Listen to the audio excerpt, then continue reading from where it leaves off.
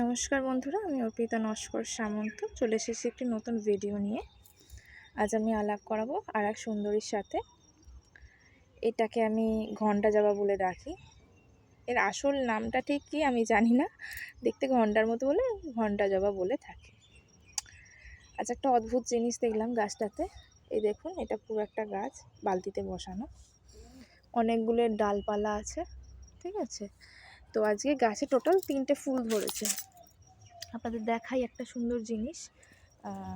এই দেখুন, এই একটা ফুল,